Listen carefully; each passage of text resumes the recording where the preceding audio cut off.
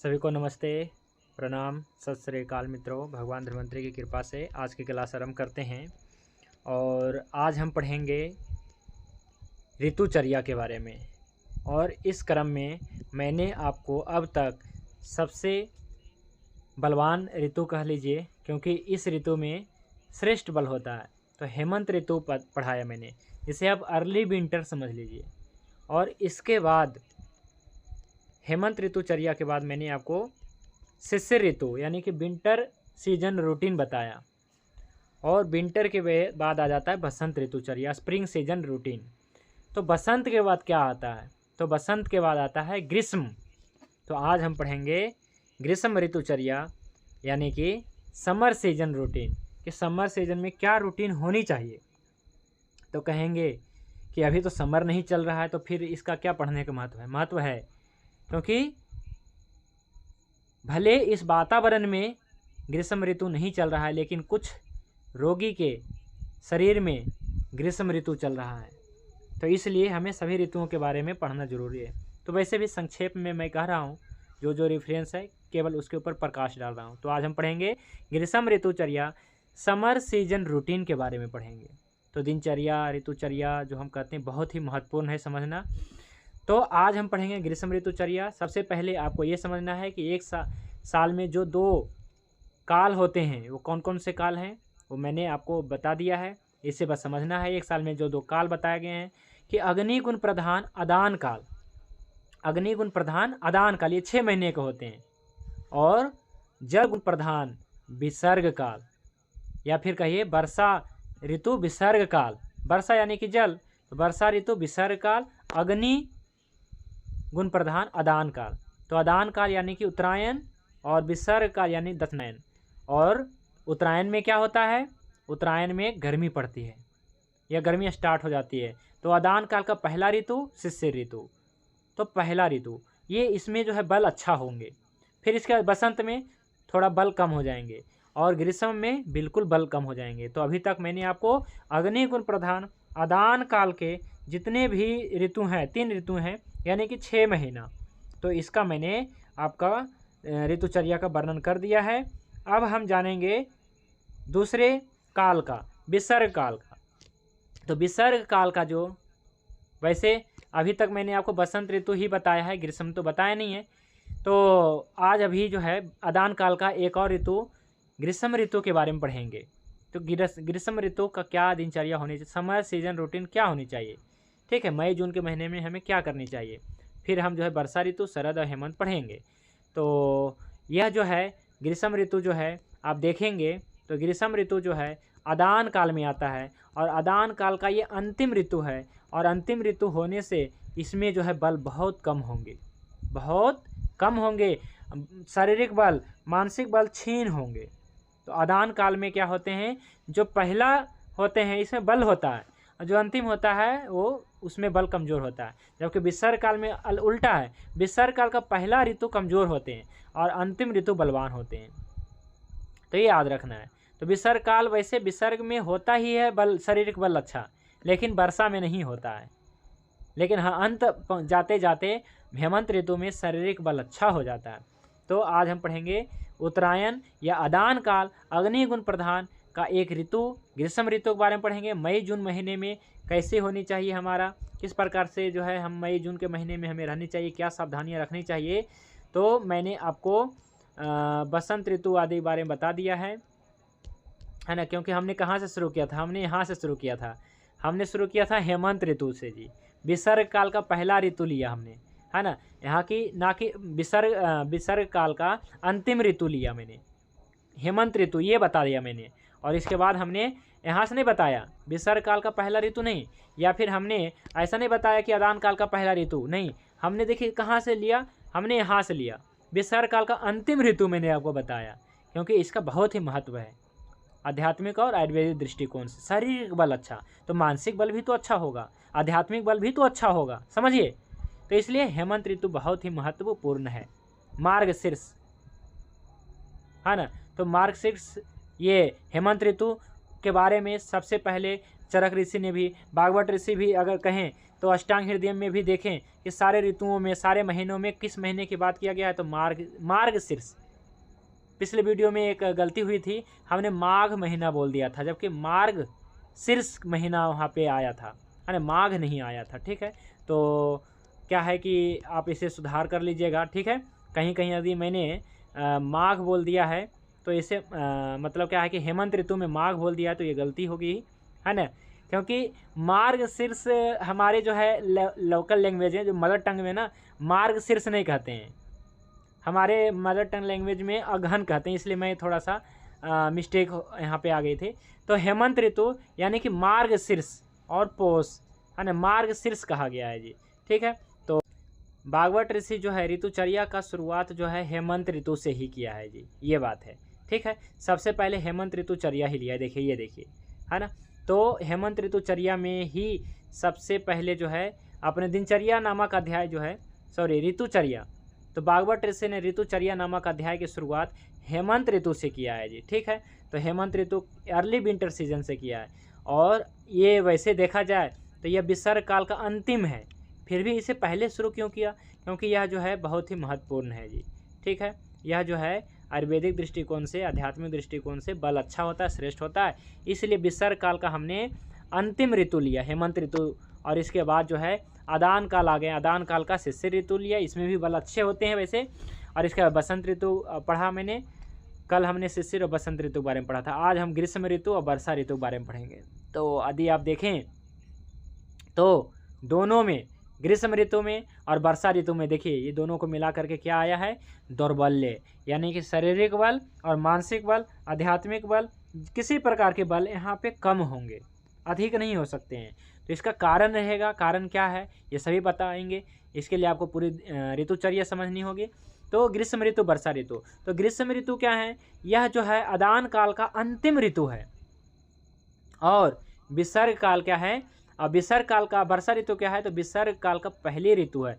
तो यहाँ पे आप समझ लीजिए ऋतु संधि यहाँ पे हो रहा है जी, है ना, अदान काल और विसर्ग काल के संधि भी हो रहा है एक प्रकार से, इस कारण से यहाँ पे जो है दौर्बल्य है, जहाँ पे संधि होगी वहाँ पे कमज़ोर होगा।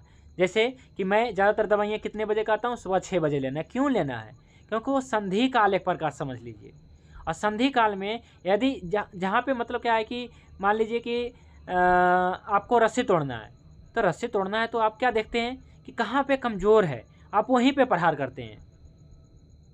क्यों करते हैं, क्योंकि आपको अपने इस शक्ति का अनुमान रहता है कि हमारे पास इतनी शक्ति है, हमारे पास इतनी शक्ति में हम इतना ही कर पाएंगे, तोड़ पाएंगे, उठा पाएंगे, कुछ भी ऐसा, खास करके तोड़ने की बात करते हैं तो हम वहाँ पे प्रहार करते हैं जहाँ पे कमज़ोर है। तो संधि काल में क्या होता है कि कोई भी ऋतु कमज़ोर होता है ना, तो इसलिए क्या है अदान काल और विसर्ग काल के बीच में आ जाता है ना, ये संधि काल है ग्रीष्म और वर्षा, है ना। तो ग्रीष्म वर्षा यानी कि ये जो है यहाँ पे मई जून और जुलाई अगस्त ऐसा महीने में, इस महीने में क्या है दौर्बल्य बताया गया है।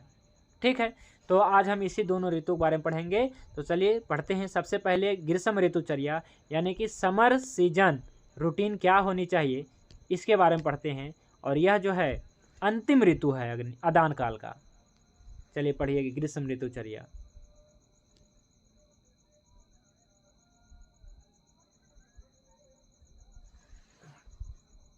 ग्रीष्म ऋतुचर्या।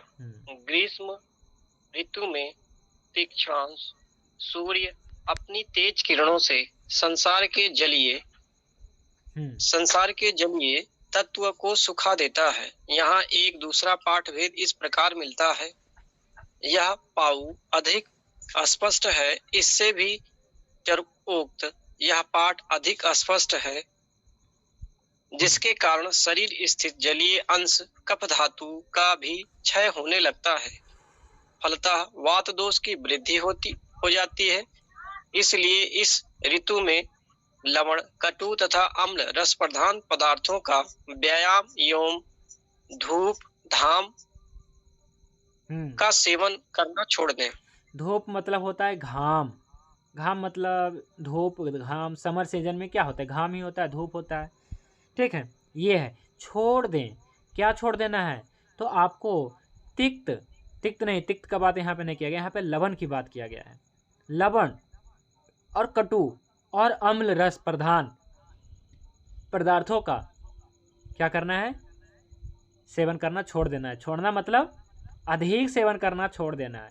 तो तिक्त यहाँ पे नहीं आया है, क्यों, तिक्त तासीर में ठंडा होता है इसलिए। तो अधिकतर वस्तु तिक्त होती हैं जो तासीर में ठंडा होता है। तो लवण अग्निगुण प्रधान, कटु अग्निगुण प्रधान, अम्ल अग्निगुण प्रधान।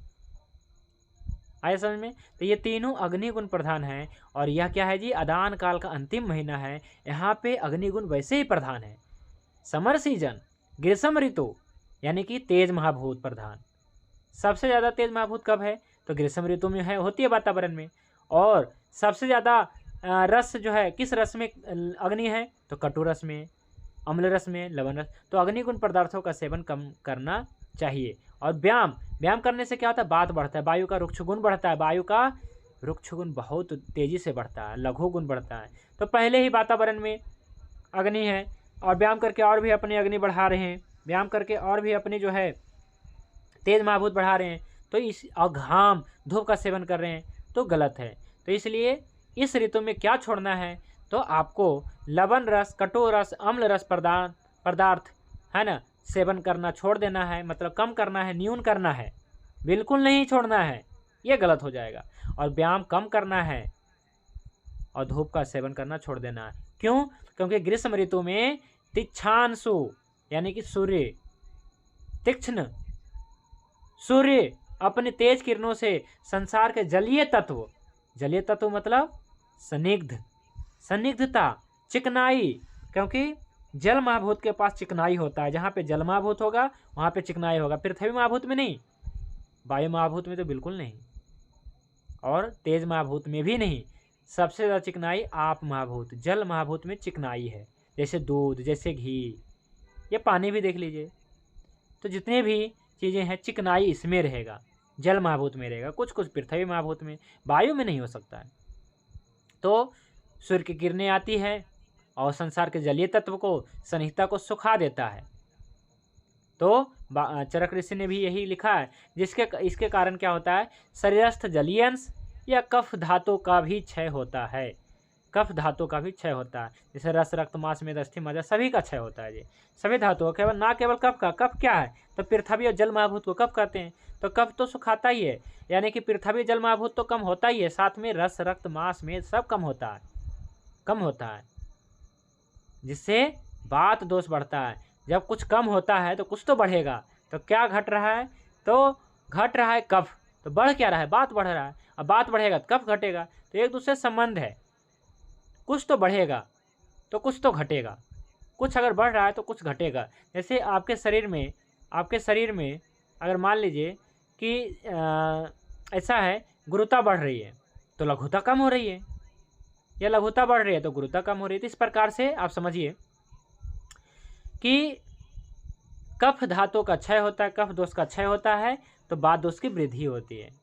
और क्यों होती है, क्योंकि वातावरण में रुक्षता, वातावरण में उष्णता, रुक्षता, लघुता आती है। और यदि आपका भोजन में भी बहुत ज़्यादा नमक होगा, बहुत ज़्यादा अम्ल होगा, कटु होगा, अग्निगुण प्रधान होगा, तो आपका जो है कफ जो है धातु क्षय होगा, बात दोष बढ़ेगा। तो यहाँ पे ग्रीष्म ऋतु में क्या होता है जी, बात का संचय होता है जी, है ना। तो इस चार्ट में आप देख सकते हैं कि संचय में देखेंगे क्या हो रहा है जी, बात का संचय। देखिए यहाँ संचय लिखा है, बात लिखा है, कब हो रहा है, ग्रीष्म समर सीजन में हो रहा है, अप्रैल मई, या कहीं कहीं मई और जून में हो रहा है, ठीक है, मई और जून में हो रहा है, ठीक है। कहीं कहीं अप्रैल से भी शुरू हो जाता है, भारत के पूर्वी इलाके में अप्रैल से, पश्चिमी इलाका में अप्रैल, भारत के पूर्वी इलाके में अप्रैल से और पश्चिमी इलाके में मई से। तो ऐसा लेट चलता है सीजन, ठीक है।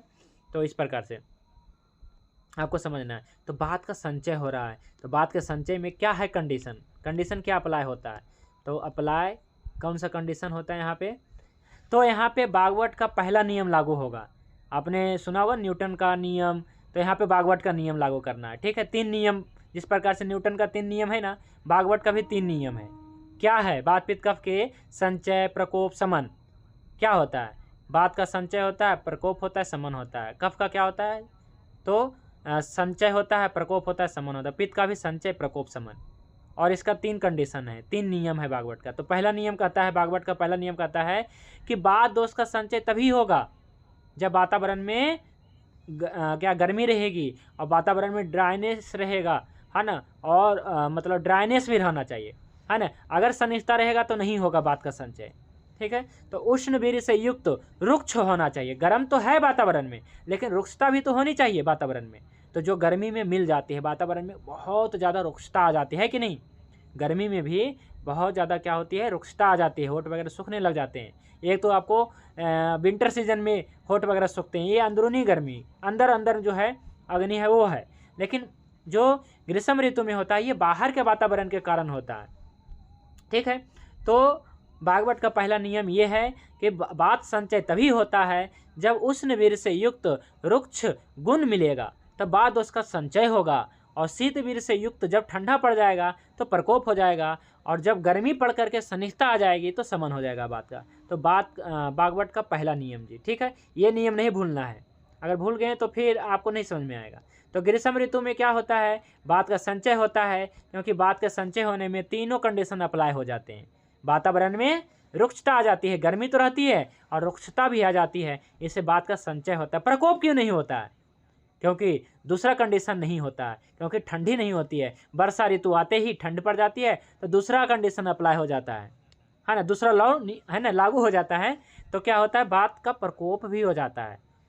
फिर इसके बाद जो है जब सनिष्ठता, जब क्या है कि शीत गुण हटता है और शीत गुण हट करके सनिष्ठता आती है, उष्णता आती है शरद ऋतु में, तो अपने आप जो है बात का समन भी होता है ना, प्राकृतिक रूप से। और यदि आपका मतलब किसी का जो है बढ़ गया है बात, पित्त कफ ऐसा कि कोई भी, तो इसको हम औषधि के माध्यम से ठीक करते हैं, ठीक है।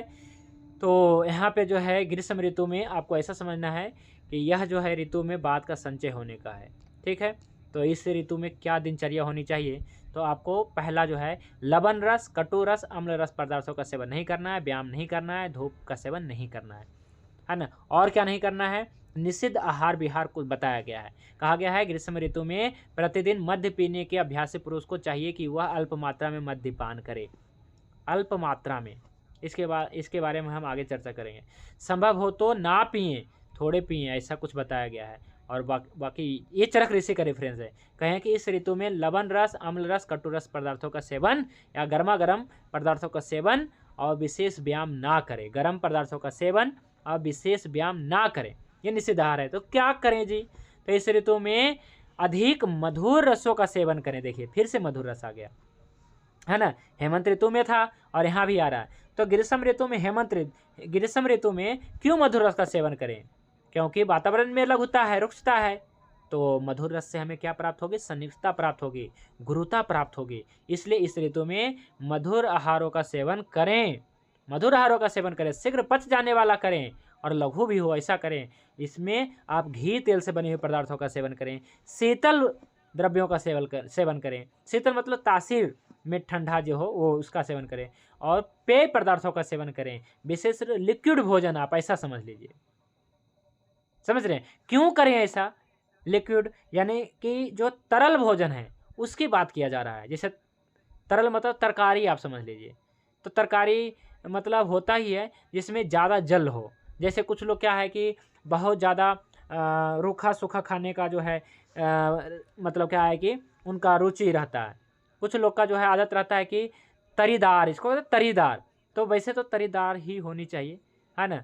और बाकी क्या है, रूखा सूखा कम से कम खाने की कोशिश करें। तो विशेष रूप से कब खाएं रूखा सूखा, जब वर्षा ऋतु हो तब खाएं ना रूखा सूखा। लेकिन ग्रीष्म ऋतु में जल महाभूत की कमी हो जाती है, इसलिए आपको तरल पदार्थों का सेवन करना है, ठीक है। तरीदार सब्जी दाल आदि का सेवन करना है। तो सेवनीय आहार में ये है जी, ठीक है। घी तेल आदि खाना चाहिए। और कहा गया है गुरु पदार्थों को भरपेट ना खाना चाहिए, आधा खाना चाहिए।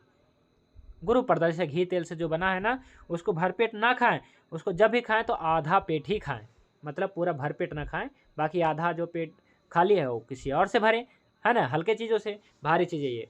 तो ये बताया गया है जी ग्रीष्म ऋतु में खाने पीने को लेकर के। बाकी इस ऋतु में बहुत ज़्यादा गर्मी पड़ती है ना, तो थोड़ा सा बेचैनी बनी रहती है इस ऋतु में। अभी आपको बेचैनी लग रहा है, नहीं लग रहा होगा, लेकिन गर्मी में बेचैनी लगती है, तो इस बेचैनी से बचने के लिए कहा गया है कि सुंदर बगीचे में बबड़ियों, नदियाँ, तालाब इधर जानी चाहिए और अच्छे सुगंध वाले चंदन, खसखस, अगरू, है ना, इसका जो लेप करना चाहिए। और यहाँ पे फोकस करना चाहूँगा ताड़ के पंखों की वायु।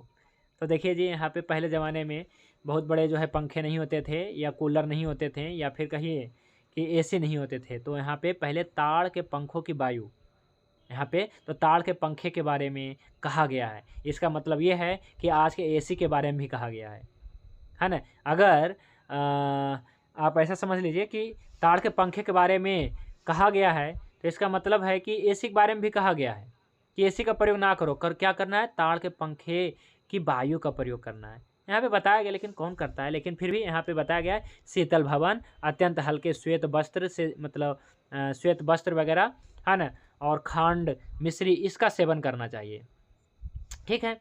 और तेज वायु का सेवन तो नहीं करना चाहिए, जैसे कूलर हो गया और ख़ास करके जो पंखे होते हैं, फराटे होते हैं, ये सब बहुत तेज़ से चलता है, इससे बहुत ज़्यादा कमजोरी आता है, इसलिए तेज वायु का सेवन नहीं करना चाहिए।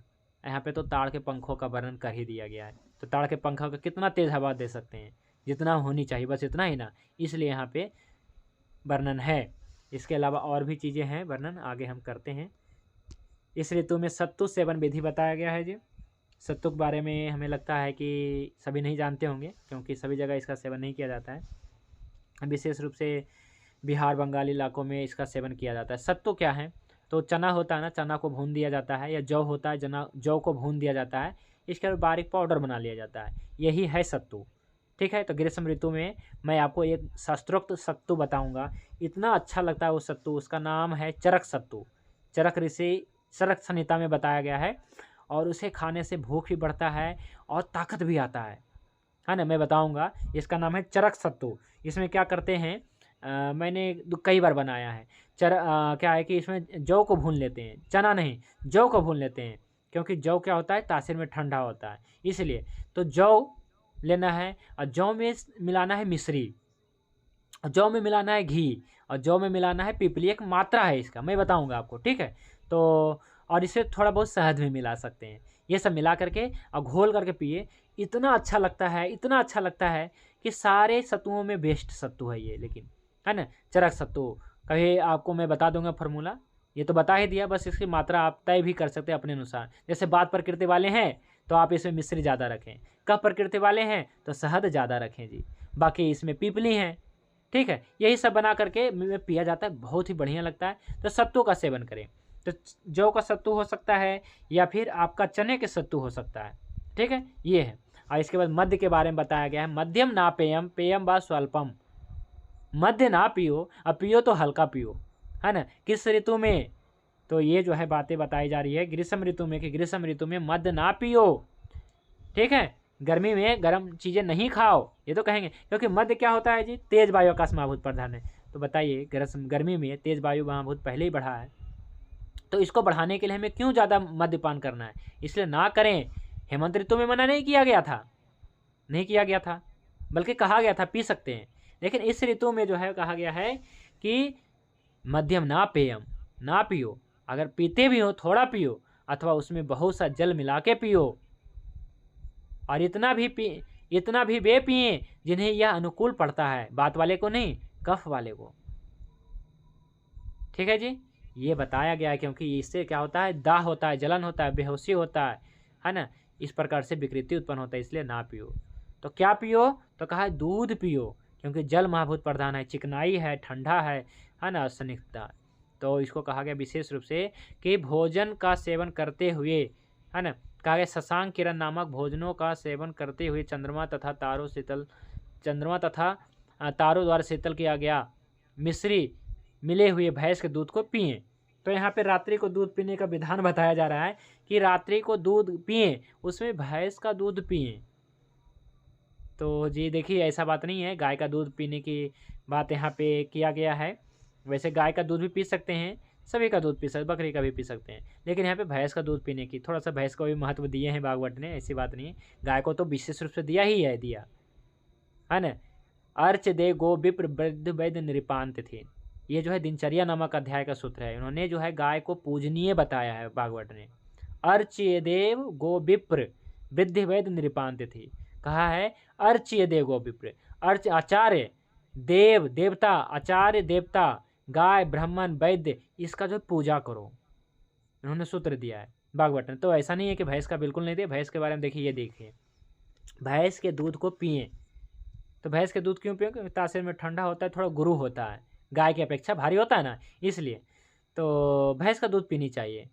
तो इससे क्या होता है, ये गुरु होती है, तासीर में ठंडा होता है। और क्या कहा गया है कि भैंस के दूध को गर्म करके इसके बाद ठंडा करें ना, तो इसमें मिश्री मिला दें, और मिश्री मिला करके और इसके बाद जो है कहाँ रख दें, छत पे रख दें, चंद्रमा तथा तारों के, है ना, चंद्रमा तथा तारों द्वारा शीतल किया हुआ, है ना, मिश्री मिली हुई, मिश्री कहा गया है, देखिए, ताकि मिश्री भी ठंडा होता है और शुक्रवर्धक भी होता है। तो यही सब तो होनी चाहिए, स्निग्ध होनी चाहिए, है ना, स्निग्ध होनी चाहिए, शीतल होनी चाहिए, गर्मी में तो यही होनी चाहिए ताकि आप तृप्त हो सकें।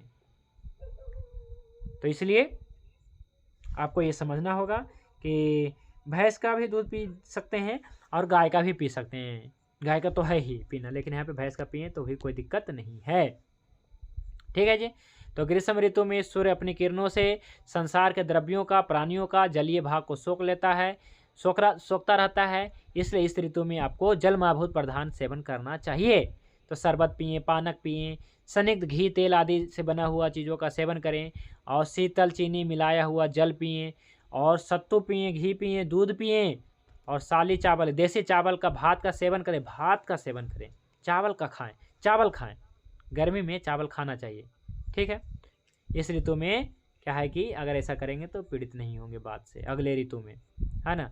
तो संचय नहीं होगा तो प्रकोप कहाँ से होगा? अगर भागवत का पहला नियम नहीं लागू होगा तो दूसरा नियम कहाँ से लागू होगा, है ना, आप ऐसा समझ लीजिए।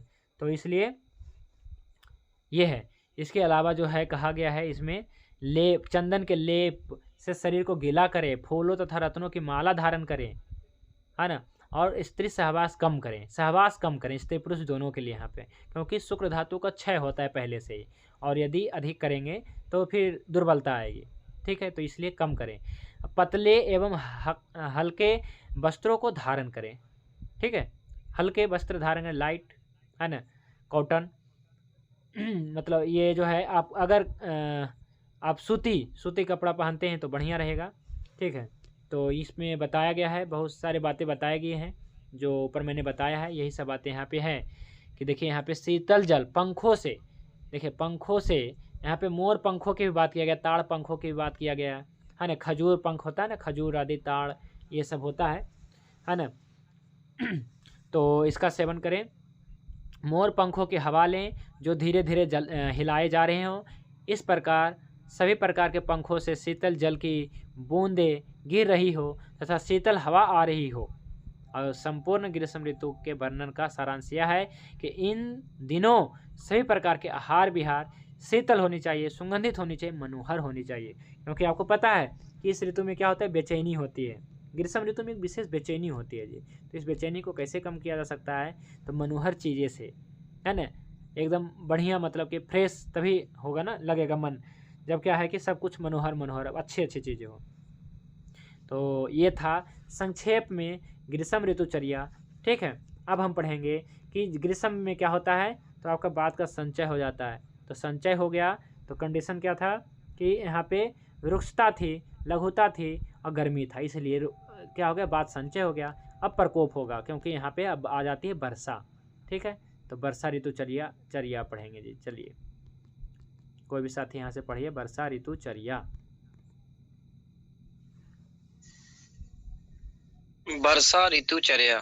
आदान काल शिशिर, बसंत, ग्रीष्म के प्रभाव से दुर्बल शरीर वाले प्राणियों की पहले से ही मंद हुई अग्नि, जठराग्नि, इस प्राविट एवं वर्षा ऋतु में वात आदि दोषों से और भी अधिक मंद पड़ जाती है, क्योंकि उक्त वह दोष जल के भार से लटकते हुए बादलों द्वारा आकाश में छाए रहने पर तुषार युक्त अतियुग शीतल वायु के स्पर्श से, पृथ्वी में से निकलने वाली भाप के प्रभाव से, आहार के अम्ल विपाक वाले होने से इस काल में होने वाले मैले जल के प्रयोग से तथा जठर अग्नि के मंद पड़ जाने से वह दोष कुपित होकर आपस में एक दूसरे को दूषित करने लगते हैं। ऐसी स्थिति हो जाने पर साधारण आहार विहार जो वात आदि दोषों का शमन करने वाला हो, साथ ही जठर अग्निवर्धक हो,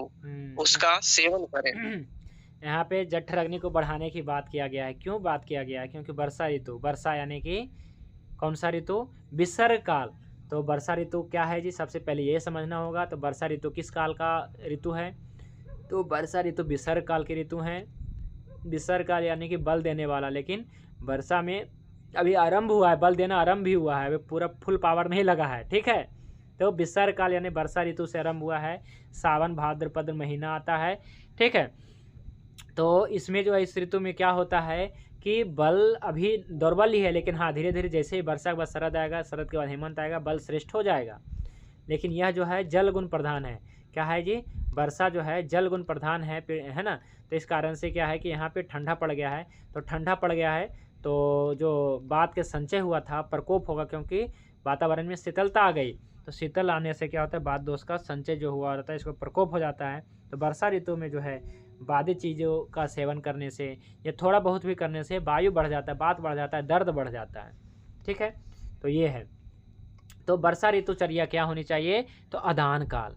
अदान काल में मतलब आप वर्षा ऋतुचर्या, वर्षा ऋतुचर्या क्या है कि आपने अदान काल पढ़ा, अग्निगुण प्रधान, जो शिशिर बसंत ग्रीष्म के प्रभाव से दुर्बल शरीर वाले प्राणियों की पहले ही अग्नि मंद हो जाती है ना। ग्रीष्म ऋतु में अग्नि मतलब अग्नि मंद तो नहीं होता है, लेकिन वर्षा ऋतु में जो है अग्नि बहुत ज़्यादा मंद हो जाता है।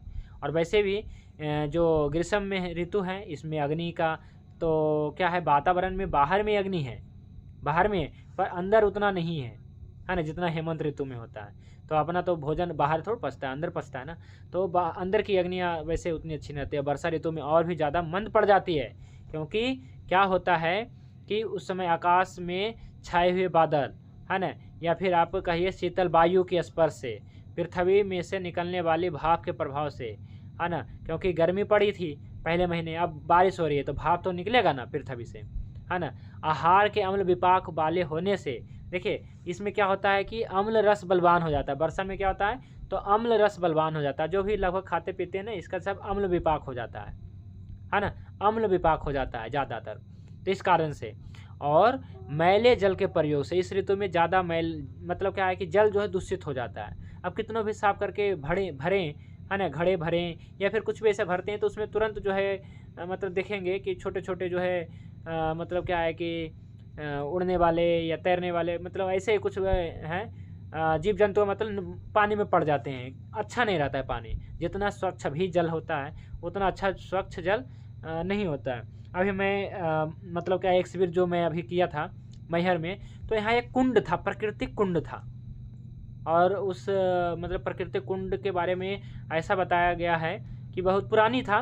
और तो मैंने उस कुंड का जल पिया, तो और इसके बाद जो है क्या है कि लेके भी आया। अभी मेरे पास 2-3 बोतल है प्राकृतिक कुंड का, और इसका जल इतना अच्छा है कि पूरे गांव के लोग जल पीते हैं, है ना। और मतलब पाचन से संबंधित समस्या उस गांव में किसी को नहीं था, और स्किन डिजीज भी कोई भी नहीं था उस गांव में। उस गांव के में ऐसा था कि उस गांव के लोगों का कोई भी स्किन डिजीज नहीं था जी, और गट हेल्थ से भी रिलेटेड कोई भी प्रॉब्लम नहीं था, है ना, ऐसा नहीं था। तो क्या है, ज़्यादातर बात की ज़्यादा समस्या था, हाँ घुटने आदि में ज़्यादा दर्द था। तो ऐसा क्यों होता है, क्योंकि ज़्यादातर लोग उस कुंड के पानी पिया करते थे। तो गांव के और फिर जो कुंड के आसपास में जो भी मतलब कि था कमेटी के लोग थे, उन्होंने हमें बताए कि आप ये जो जल है इसमें विशेष गुण है। ये क्या गुण है जी? तो कहा कि ये पाचन शक्ति को बढ़ा देता है, करके हम पिएंगे। हमने बिना छाने वगैरह सब पिया, वहाँ पे पिया। जाते मतलब मैं वहाँ पे 12 बजे पहुँचा, तो मैंने इसका खाना पीना खा के जल वगैरह पिया, तो मैंने भरपेट भोजन किया दोपहर में। इसके बाद रात को भी मतलब कि भरपेट भोजन किया। फिर यहाँ आया अपने यहाँ, तो सुबह मतलब कि सामान्यतः मैं 4-5 अपने रोटियाँ खाता हूँ, तो 8 रोटी खाया। इसका मतलब यही हुआ कि हमने 8 रोटी क्यों खाया, क्योंकि सच में मतलब अग्नि बढ़ गई। मतलब अग्नि कह लीजिए क्या बढ़ गया, या कहीं पाचन बढ़ गया। तो ऐसा प्राकृतिक जल में स्रोत में मतलब प्राकृतिक जल स्रोत में ये ताकत होता है। है ना, ये ताकत होता है कि केवल जल पीने से ही आपकी भूख बढ़ रही है, आपके पाचन बढ़ रहा है, ठीक है। लेकिन वर्षा ऋतु में क्या है कि वैसे नदियों का जल तो दूषित अभी भी है, अब वर्षा ऋतु में तो और भी दूषित हो जाता है। वर्षा ऋतु में कौन पीता है? वर्षा ऋतु में नहीं जल पीना चाहिए। लेकिन कुंड का तो पिया जा सकता है, क्योंकि कुंड में से मतलब नीचे से निकलता है ना पानी, नीचे से निकल रहा था वो पानी। एक पहाड़ी था, नमस्ते गुरुजी। उसमें गुरुजी, हाँ जी, नमस्ते गुरुजी, उसमें ज्यादा गंधक रहता है। मैं भी पिया था कुंड का पानी और नहाया था भी, ज्यादा गंधक रहता है उसमें।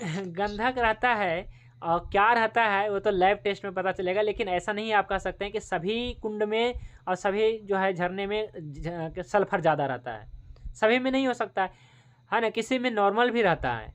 अब तो जांच करना है होगा। लेकिन हाँ, आपने जो कहा ना सही बोला कि ज़्यादातर सल्फर ज़्यादा पाया जाता है, गंधक पाया जाता है, बिल्कुल पाया जाता है जी। इस कारण से स्किन डिजीज नहीं होता है, और इस कारण से शायद इसका जो है पाचन शक्ति अच्छा रहता है जी। बिल्कुल आपने सही जाना, ठीक है। चलिए, तो इसमें ऐसा बताया गया है कि इस ऋतु में क्या होता है, जल गंदा हो जाता है। तो गंदा जल से के कारण क्या है कि दूषित, मतलब क्या है कि हो जाता है जठर अग्नि और भी चीज़ें, मतलब पाचन अच्छा ढंग से नहीं हो पाता। इसलिए जठर अग्नि बढ़ाओ, पाचन बढ़ाओ, हल्का भोजन करो, ऐसा बताए। ऐसे स्थिति हो जाने पे साधारण आहार विहार करनी चाहिए, ठीक है। तो इस प्रकार से बताया गया है। और कहा गया है शरीर शुद्धि, इस ऋतु के आरंभ में वमन विरेचन करना चाहिए, विरेचन कर लेना चाहिए, ऐसा बताया गया। शोधन कर लेनी चाहिए। और आपको बात चूँकि प्रकोप हो जाता है तो आपको बस्ती लेनी चाहिए, है ना। आपको निरोहन बस्ती, स्थापन बस्ती, यानी बड़ी बस्ती, छोटी बस्ती, इसका सेवन करनी चाहिए, ठीक है। बस्ती लेनी चाहिए। ये type of enema, wild enema और काढ़ा वाला भी एनीमा हो सकता है। और इसमें कहा गया है जौ, गेहूँ आदि सुपाच्य खाएँ। और कहा गया है इसमें कि आपको पुराना मधु का सेवन करें। मधु का सेवन क्यों? क्योंकि मधु सेवन अच्छा होता है ना। मधु का सेवन क्यों करना चाहिए? क्योंकि मधु थोड़ा रुक्ष होता है, इस कारण से, है ना। तो मधु का सेवन कर सकते हैं, पुराना इसमें बताया गया है। और आशा वरिष्ठ का सेवन करें।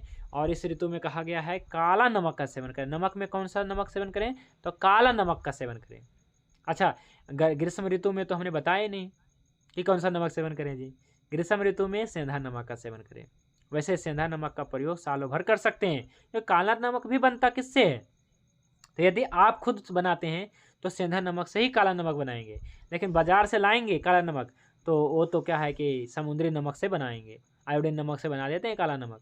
तो बाजार वाला काला नमक फैल है जी। इससे बढ़िया है कि आप जो है सेंधा नमक ही खाएं सालों भर। उसमें बस काला नमक क्या होता है, इसमें हरड़ मिला दीजिए, हरड़ का पाउडर, सेंधा नमक में हरड़ का पाउडर मिला दीजिए, हो गया काला नमक आपका, ठीक है जी, पाउडर के रूप में। नहीं तो फिर इसको क्या करिए, पहले जमाइए, गर्म करिए, इसके बाद जमा दीजिए, इसके बाद जो है आपका काला नमक हो गया। तो इस पर और कहा गया है कि दही नहीं बल्कि दही का पानी का सेवन करें। इसको कहा गया मस्तु, एक शब्दों में कहते हैं मस्तु, है ना। तथास्तु तो सुना होगा आपने, यह है मस्तु। मस्तु मतलब होता है दही का पानी, ठीक है। दही आपने देखा होगा, तो दही जब जमता है तो देखिएगा कि पानी भी रहता है दही का, तो इसी को कहते हैं मस्तु। और कहा गया है नमक का सेवन करो, काला नमक का सेवन करो। और कहा गया है अग्निमंद हो गया तो आप लीजिए पीपली, पीपलामूल, चब्बे, चित्रक और नागरमोथा, यह सौठ, इसको मिला, इसको कहते हैं पंचकोल, इसका सेवन करो, ठीक है जी। और तेल कौन सा खाएं? तो तेल इसमें जो है आप कई प्रकार के तेल खा सकते हैं। तो सबसे पहले जो है कौन सा तेल, तो सरसों का तेल। जिस दिन बारिश हो जाए उस दिन सरसों का तेल, जिस दिन गर्मी पड़ जाए उस दिन नारियल का तेल या गाय का घी खाएं। ग्रीष्म ऋतु में कौन सा तेल खाएं? तो ग्रीष्म ऋतु में जो है आपको ग्रीष्म ऋतु में आपको खाना चाहिए तेल में नारियल का तेल। कहेंगे भाई जी हम तो उत्तर भारतीय हैं, हमारे यहाँ तो सरसों होता है, स्थानीय खाते हैं ना। तो नहीं है, इस चक्कर में नहीं रहना है, साउथ से मंगाना है, ठीक है। क्या है कि इसके लिए आप जो है नारियल का तेल खाएं। और स्थानीय खाना चाहते हैं तो आप गाय का घी खाएं। तो ग्रीष्म ऋतु में सरसों का तेल बिल्कुल नहीं खाना चाहिए। क्यों नहीं खाना चाहिए? क्योंकि कटु, उसको कड़वा तेल भी कहते हैं, क्योंकि ये तीक्ष्ण होता है और शुक्र धातुओं को नष्ट करने वाला है सरसों का तेल। कई बार मैंने रेफरेंस दिया था, ठीक है। तो सरसों का तेल गर्मी में ना खाएं। तो सालों भर मतलब ये है जिस प्रकार से आप सालों भर एक वस्त्र नहीं पहन सकते हैं, कभी सूती कभी ऊनी पहनते हैं।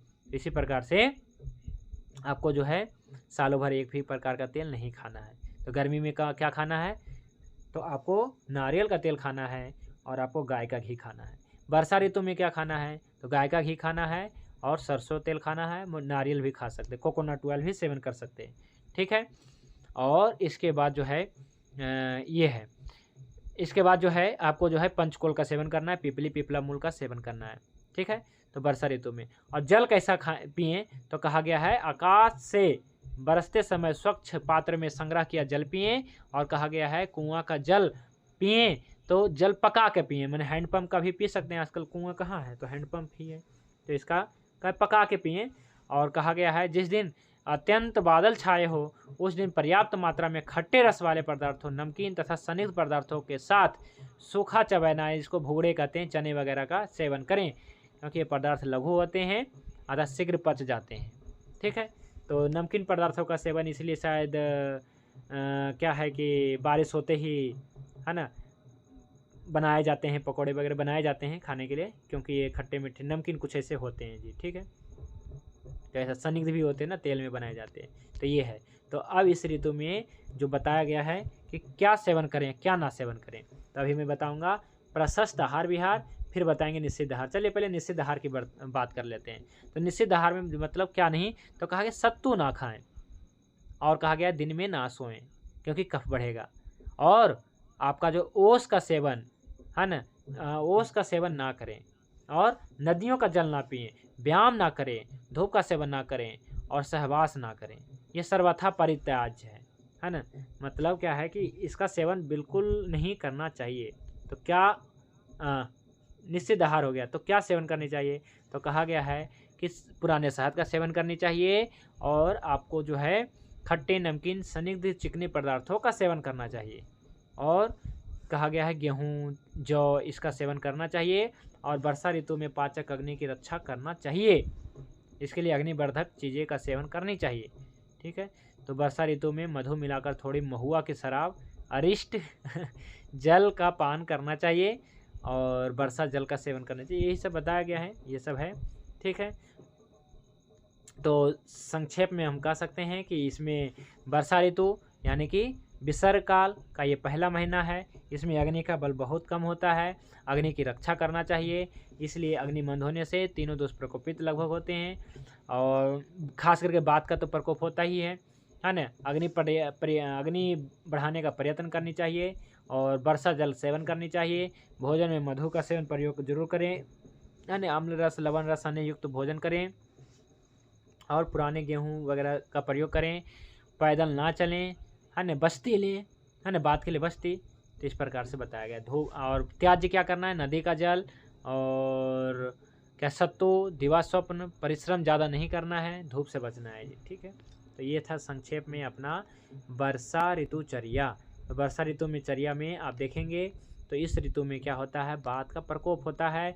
क्यों होता है, क्योंकि प्रकोप क्यों होता है बात का देखेंगे। संचय यहाँ पे ग्रीष्म में है, प्रकोप जो है वर्षा में, प्रव्युट मतलब वर्षा, और शरद में जो है अपने आप समन है।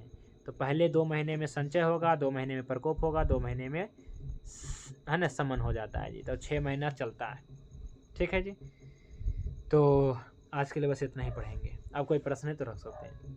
तो आज मैंने आपको संक्षेप में बताया, बिल्कुल संक्षेप में ये चल रहा है कि मैंने आपको एक दिन में 1-1, 2-2 ऋतु कंप्लीट करवा रहा हूँ, ठीक है। तो ये मानिए संक्षेप में जो ज़रूरी है अभी के लिए, इतना तो ज़रूरी है ये कंसेप्ट, इसलिए मैं आपको ये पहले दे रहा हूँ। नहीं तो और भी आगे विस्तार से हम कर सकते हैं ना, 1-1 ऋतु के बारे में 2, 4, 5 दिन है ना कर सकते हैं, लेकिन करेंगे है ना, बिल्कुल। अभी ये बेसिक चल रहा है जी, ठीक है, पूछिए। सर गर्मी में मूंगफली के तेल का सेवन कर सकते हैं क्या सर? नहीं, बिल्कुल नहीं, क्योंकि मूंगफली का तेल जो होता है सनिक तो है, ठीक है, लेकिन ये गर्म होता है। मूंगफली का तेल जो है हेमंत ऋतु में प्रयोग करना है, ठीक है, विंटर सीजन में, बिल्कुल विंटर सीजन या अर्ली विंटर सीजन में, और विशेष रूप से शिशिर ऋतु में जो विंटर सीजन या अर्ली विंटर सीजन है इसमें प्रयोग करना है, क्योंकि ये गर्म होता है। तो ग्रीष्म में नहीं करना है। अच्छा, बसंत में भी नहीं करना है, बसंत में भी ये भारी पड़ जाएगा फिर, है ना। तो दोनों चीज़ें ध्यान रखना है, ये ना कि केवल स्निग्ध चीज़ें, गर्म चीज़ें, तो ये भी देखना है कि गर्म है कि हल्का है। तो क्या है कि मूंगफली का तेल भारी है, ठीक है, गर्म है, ठीक है, बसंत के लिए गर्म चाहिए तो ठीक है, लेकिन ये भारी है। लेकिन सरसों तेल फिट बैठता है, सरसों तेल हल्का है, ठीक है, क्योंकि ये कटु है। और ग्राउंड नट ये क्या है, तो ये मीठा है, ये भारी है, ये हेमंत ऋतु में चलेगा, विंटर या अर्ली विंटर में। जबकि जो क्या है कि स्प्रिंग सीजन में जो है केवल आपको क्या लेनी चाहिए जी, वैसे तो कहा गया है चिकनाई वगैरह कम खाना चाहिए, लेकिन खाना ही है तो सरसों का तेल खाना है जी, ठीक है, सरसों तेल।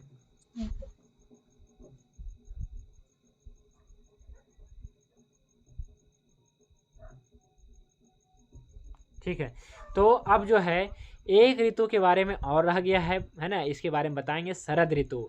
और शरद ऋतु में बताया गया है कि इस ऋतु में सबसे ज़्यादा रोग होते हैं, और शरद ऋतु में प्रकोप भी तो होता है। जो वर्षा ऋतु में क्या इकट्ठा होगा, वर्षा ऋतु में आपका पित्त संचय होगा, पित्त संचय होता है, और शरद ऋतु में प्रकोप होगा। तो शरद ऋतु के बारे में नेक्स्ट क्लास में डिटेल से जानेंगे। शरद ऋतु बहुत ही महत्वपूर्ण है रोगों के दृष्टिकोण से, क्योंकि इस ऋतु में भी बहुत ज़्यादा बीमारियां होती है। वर्षा ऋतु, शरद ऋतु, इन दो ऋतुओं में बहुत ज़्यादा लोग बीमार पड़ते हैं, ठीक है। तो विशेष रूप से टाइफाइड हो गया, पीलिया हो गया, है ना, इसी ऋतु में मलेरिया हो गया, शरद ऋतु में ही लगते हैं। बड़े बड़े बीमारी जो है शरद ऋतु में आते हैं, ठीक है। इसलिए कहा गया जीवे में सरदाह शतम, कि मैं 100 साल, है ना, जीऊँ। तो कौन सा ऋतु की बात किया गया है, सरदाह, शरद ऋतु की बात किया गया है ना। बहुत ही महत्वपूर्ण है, बहुत ही अच्छा लगेगा, आप जरूर, आप सभी लोग जुड़िएगा। और कोई प्रश्न है तो रख सकते हैं, नहीं तो आज के लिए इतना ही। शांति पाठ करके आज की क्लास को विराम कर देते हैं। ओम ध्यो शांति अंतरिक्षम शांति पृथिवी शांति आपः शांति औषधयः शांति वनस्पतयः शांति विश्वदेवः शांतिर्ब्रह्म शांति सर्वं शांति शांतिरेव शांति सामा शांतिरेधि। ओम शांति शांति शांति। सभी को नमस्ते, शुभ रात्रि। भगवान धन्वंतरि की कृपा आप सभी पे बने रहे। जय धन्वंतरि, जय आयुर्वेद।